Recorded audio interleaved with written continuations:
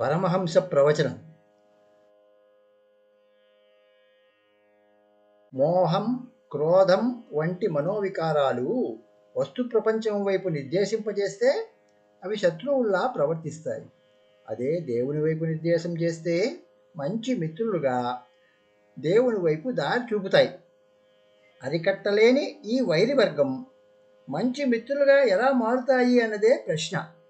మానవ మానసంలోని కామ, క్రోధ, మోహాది వికారాలు స్వయంగా తప్పిదాలు కావని గ్రహించడమే భక్తి మార్గం యొక్క మూల రహస్యం. వాటిని జాగరూకతతో నిగ్రహిస్తూ సక్రమ మార్గంలో ప్రవర్తింపచేయడమే మన కర్తవ్యం. దీనినే మానసిక శాస్త్రజ్ఞులు సబ్లిమేషన్ అంటారు. దీనికి దృష్టాంతంగా అక్రూరుని వృత్తాంతం వివరణ ఇస్తుంది. అక్రూరుడు కంసుని చెల్లెలు ఉగ్రసేని భర్త. అంతేకాక కంసుని దర్బారు సభలో సభ్యులు కూడా. అసూరీ గణముల నిధి అయిన కంసుని కొలువులో ఉన్న అక్రూరుడు పరమకృష్ణ భక్తుడు.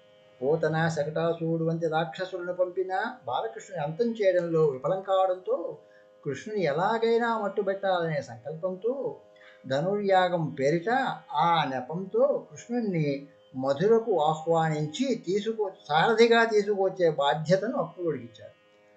అంటే నెపం ఏదైనా సాక్షాత్తు కృష్ణుని సమక్షానికి అక్రూరుణ్ణి మార్గనిర్దేశం చేసి భక్తుని భగవంతునికి తెలియకుండానే దగ్గర చేశాడు. అక్రూరుడు సంతోషంగా బృందావనం చేరి నేలపై పాదధూళికి నమస్కరించి మధురకు తీసుకువెళ్లే క్రమంలో ఈ బాలకులు కంసుని ఏ విధంగా నిరోధించగలరనే సంశయం కలగడంతో యమునా నదిలో స్నానం చేస్తూ ఒక మునక వేసి బలరామకృష్ణుడు ఏకకాలంలో నీటి లోపల రథంలోనూ చూసి దాన్ని చిత్తభ్రమగా సంశయించి మరలా మునక వేసి చూస్తే ఈసారి చతుర్భుజాలతో ఆదిశేషునితో వైకుంఠవాసునిగా కృష్ణుడు దర్శనమివ్వడంతో సంశయం తొలగింది.